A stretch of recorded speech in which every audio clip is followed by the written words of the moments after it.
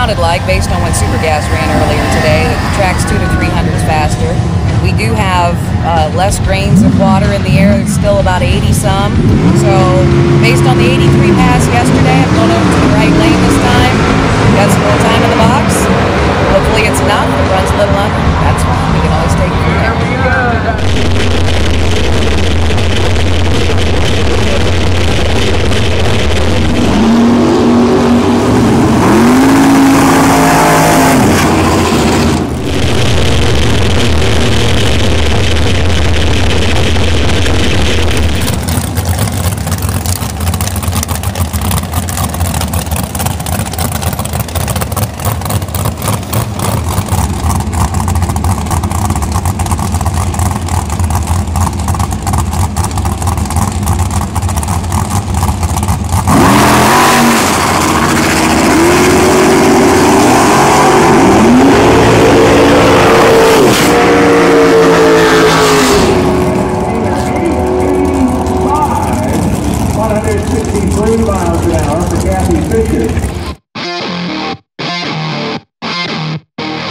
Well, that was a pretty interesting run. I mean, the air's a lot different this morning. It's still really sticky, like I was talking about earlier, but track is fantastic.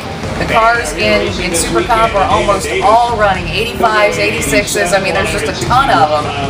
But the guy that I ran, he just went up and lit both lights. You know, kind of the starting line thing was a little screwed up. Car ran great. We definitely got some numbers to dial off of. And I'm looking forward to the first round.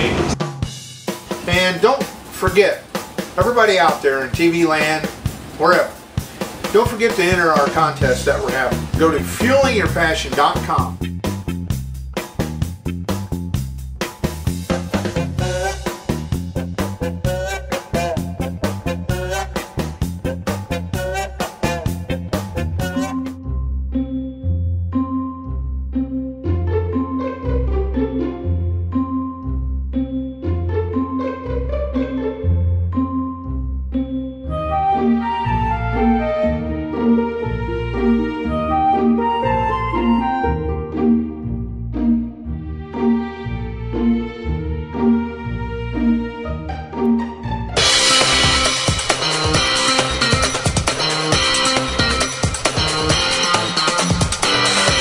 Okay, we think we actually drove through the converter yesterday on the first time trial or qualifying pass, and so I went down and talked to Marco Abruzzi this morning, and we got a converter for him from him, and he says is basically set up just for this motor. We should have been 680s yesterday with the tune-up that we had on this motor, and we went 9.0s. Mile an hour was down, so we're going to go ahead and change out this torque converter, put a Marco Abruzzi torque converter in, and see if we can pick up the 3/10 that we need. He's a wanted man. Yeah. And here's my good friend Chris, who's helping us tune this puppy. Eventually we'll get it into the 5s. Is that 8th mile? Whatever it takes, right?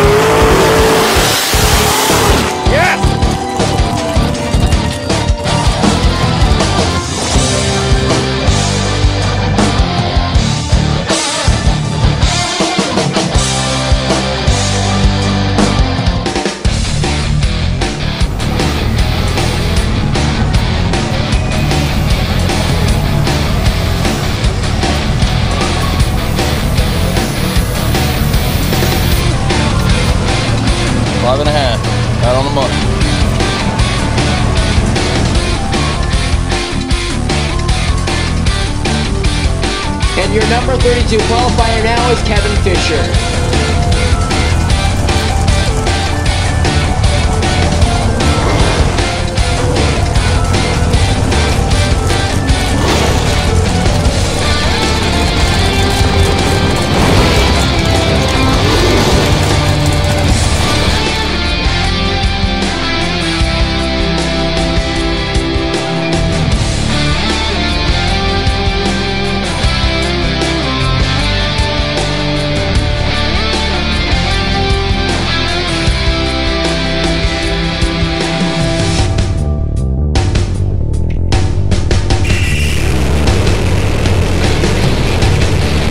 Team out of Lima, Ohio, Kevin Fisher, the Ohio Crankshaft team, as we have 2 pair of top dragsters left.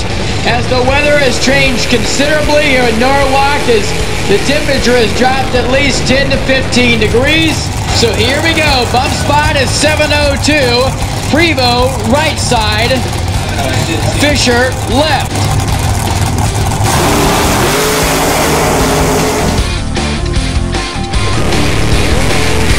Fisher rattles the tires on the summit side, and Fisher will run 7-11.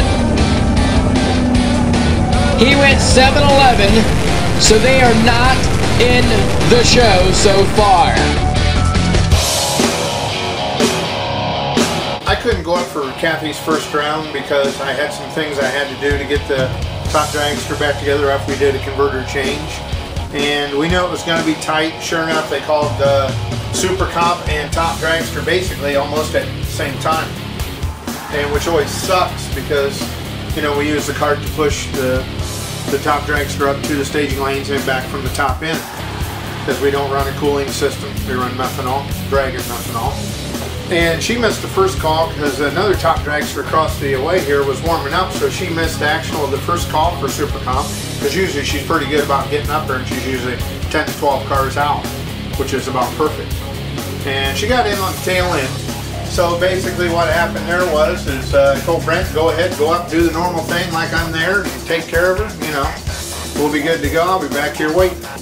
Well, it ended up being time we got back, and we got up there, we were within the last 4 pairs of cars.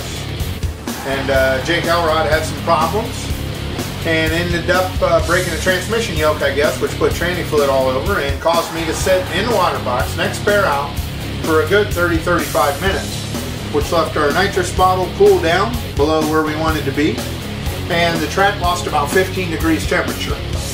And we had a pretty good tune-up on it with a Marco Abruzzi converter we just put in, which I'll tell you what, if we can get past this tire shake, this car's gonna fly. And we proved it right there because it went out, brought the wheels up, had a good light, I had 10 light, I was happy with that. And I felt the wheels come up, and all of a sudden it went into some of the most violent tire shake I've ever felt. And it's so bad it actually broke the wheelie bar along with several other things on the car.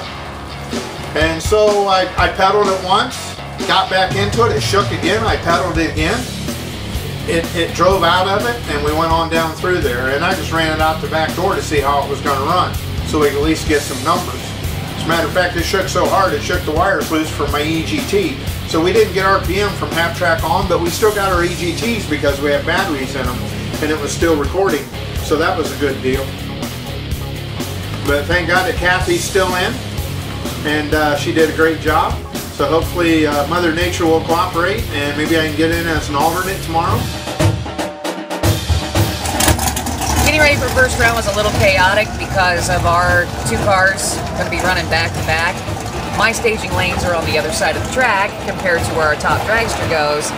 And I actually use enough fuel when I have to drive a mile over to have to be able to fill up. So Brent made it over in plenty of time to go ahead and top off my fuel cell with Dragon, methanol, and I wasn't really sure what was going to happen first round or who I was going to run. Actually, I ran a guy that I had just run in the final time run session who was having a little problem staging and problem dialing his car in.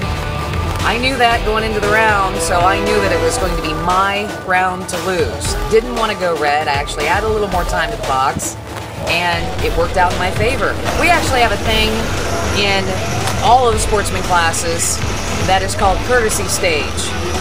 And that means that both drivers need to be pre-staged before one driver stages, which would be courtesy staging.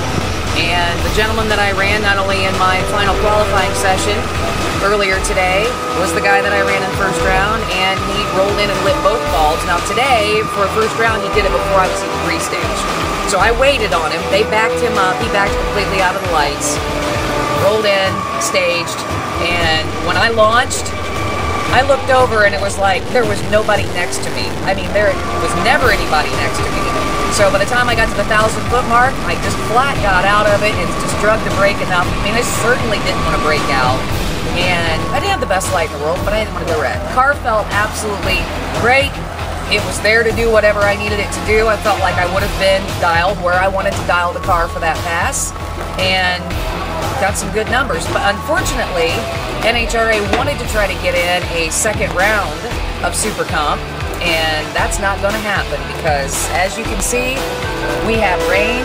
We've got baby Beastie packed away for the evening in her blankie, and the top dragster car is inside as we hear the thunder. On cue.